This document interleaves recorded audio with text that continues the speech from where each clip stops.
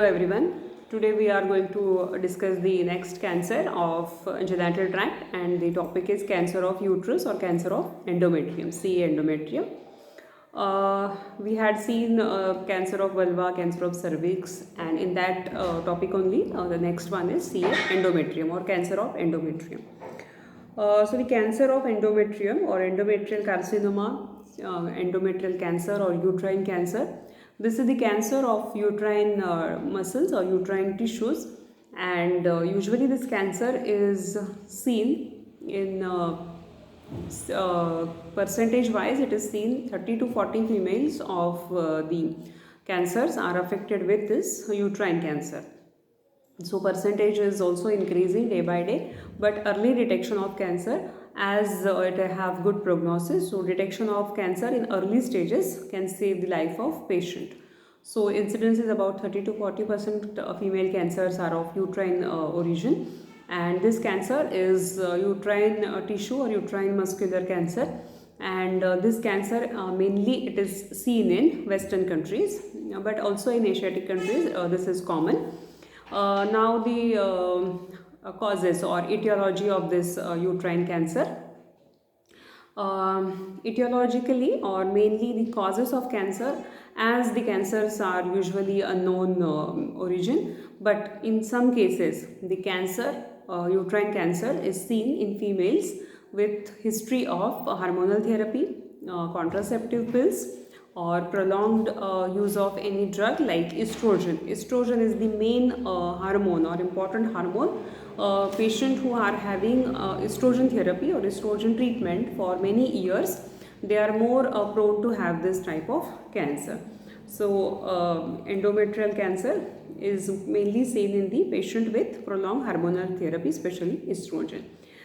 Next is age factor. Cancers are mainly seen in advanced age. So age factor, patient with more than 60 to 65 age group are having the more affection to this cancer. Parity, it's commonly seen in patient who are nulliparous patient, that means who are unmarried patient who have not given birth to any child. Those patients are having more chances for this cancer. Patient with late menopause, history of late menopause. Patient again with some comorbid factors like hypertension, diabetes, obesity. Obesity is the very common cause for uterine cancer. Also patient with habits of some drugs, patient with habits of like smoking, alcohol, tobacco. These kinds of patients are having chances for this cancer. Family tendency, some females with history of cancer from maternal side, those patients have the tendency for cancer. Patient with a repeated history of uterine infections, viral infections, HPV infections, patient with uterine fibroids, large uterine fibroids, polyps, cyst. These patients are again having the or a patient with previous history or repeated histories of excessive bleeding, especially DUB. Those patients are having chance of this uterine cancer or CA endometrium. So these are the some factors which can lead to uterine cancer. Next is pathology of uterine cancer. Pathologically, uterine cancer or this cancer of endometrium is mainly seen in two types. This malignant growth is either diffuse or it is local. Whenever the growth is diffuse, that means the cancerous patch or this malignant growth is spread all over the uterus. So there are grayish spots can be seen on the uterine fundus, and the affected area is usually showing the necrosis, induration, perforation sometimes, and it have got typical discharge, bleeding. So diffuse means growth malignancy is seen all over the uterus. Second is local. Whenever the malignant growth is local, that means it is limited to or it restricted to particular area. One patch or one limited area, uterine fundus or particular area is affected, and we can see the grayish area on that, and there may be ulceration, induration, perforation, or discharges can be seen only on that area. So local growths are easy to treat, and diffuse, that means it is spread all over, spread on the uterus. So this is about the two types of pathological growths, and mainly again cells involved are squamous cells and columnar cells. Whenever it is diffuse type of growth, it is squamous, usually involving squamous cells, and whenever it is local, it involves columnar cells. So this is about the columnar cells and squamous cell involvement and the pattern of malignancy of uterine cancer in the forms of diffuse and local. Now again we have got spread of this cancer. It is by direct and indirect ways. Directly it spreads to surrounding organs like fallopian tubes, ovaries, to cervix, to other pelvic organs. And indirect spread is by blood and lymphatics, and it spreads in the body via blood and lymphatics. So that is about spread.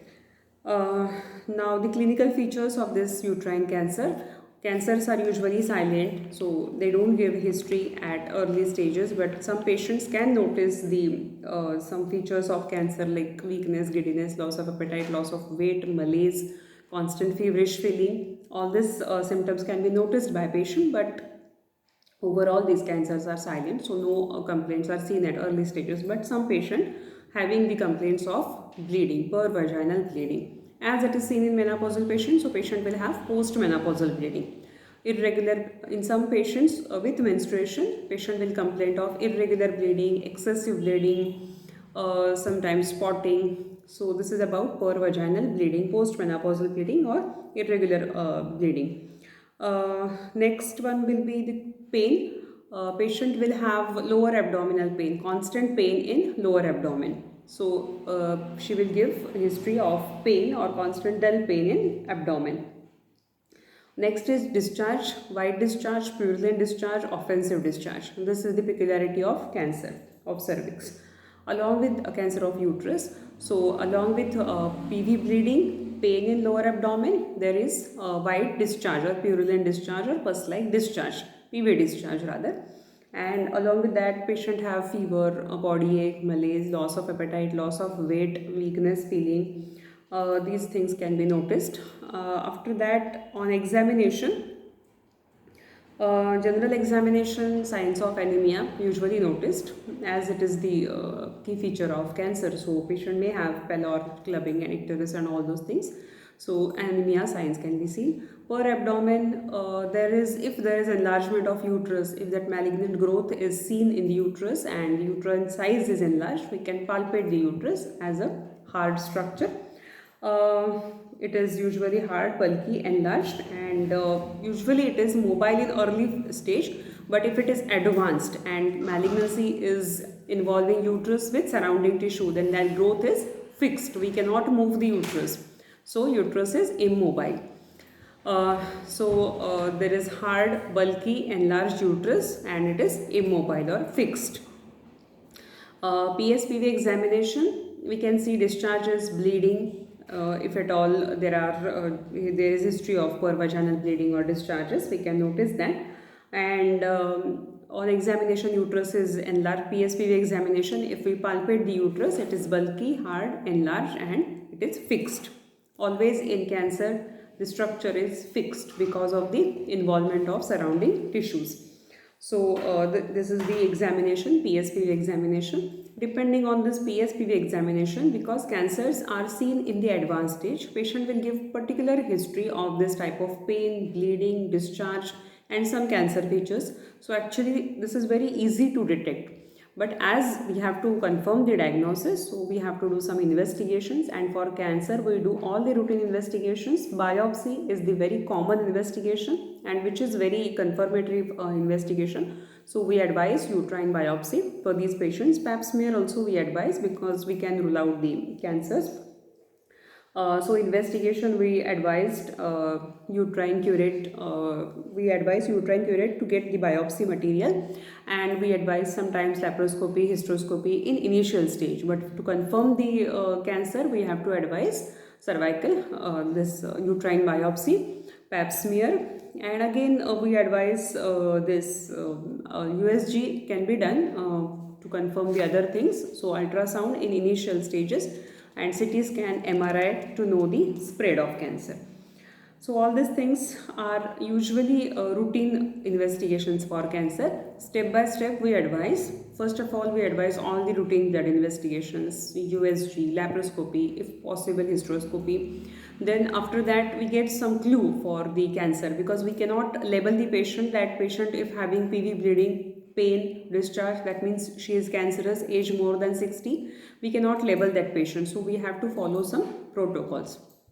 So basically patient with advanced age, patient with all these types of complaints, then we advise the patient for routine investigation. If routine investigations are showing some abnormality in cellular pattern or the patterns in the basically in CBC, we can notice the types of cells where there is increase in some count, and then we advise basic line is USG, then possibly laparoscopy, and if at all it is very clear about the cancer, we can advise directly biopsy, smear, and if necessary CT scan and MRI. So this is about the investigative things.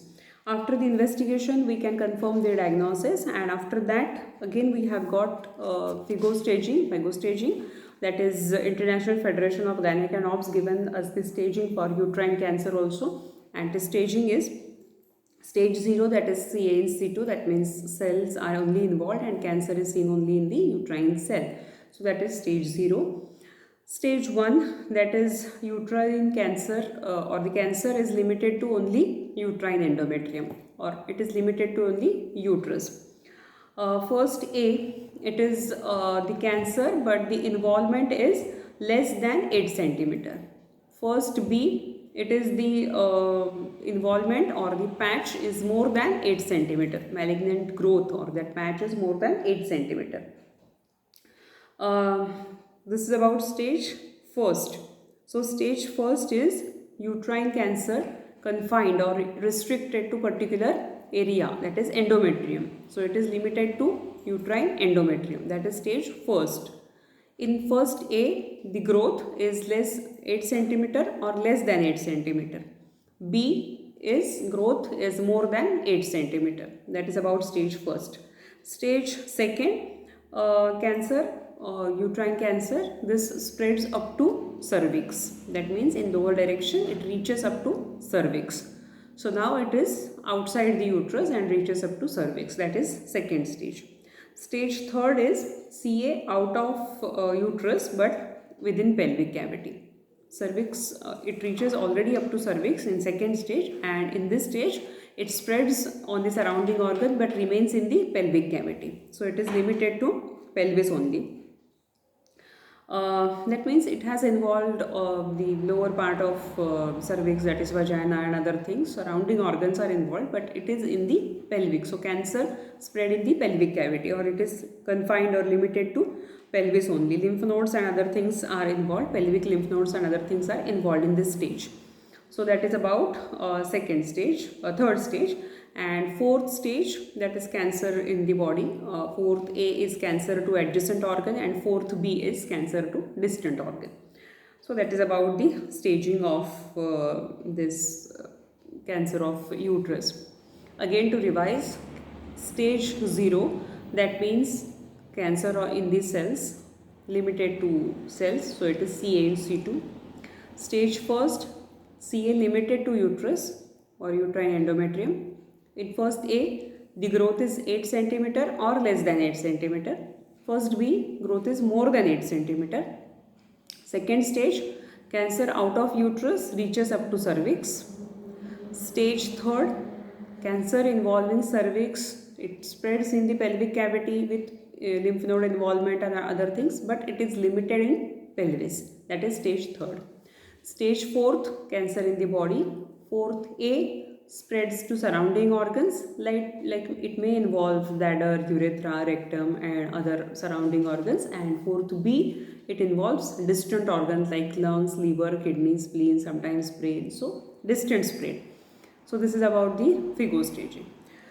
There is one stage, another staging for this CA endometrium. WHO had given the different type of staging for this uterine cancer.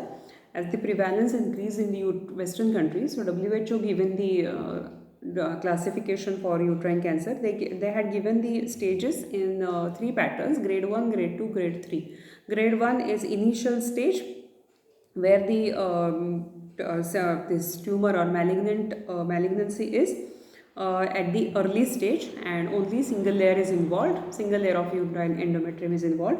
Grade second is advanced cancer, and where the structure of endometrium is lost, and grade third is complete destruction of the uterine endometrium and complete destruction of cellular pattern, that is complete spread, or it is very advanced. So grade 1, 2 and 3, but this is not commonly used classification. We use FIGO staging only, because that is the standard format. So grade 1, grade 2, grade 3 classification, that means minimal, moderate and severe classification. In grade 1, cellular structure is slightly disturbed, grade 2 it is moderately disturbed, and in grade 3 there is total destruction.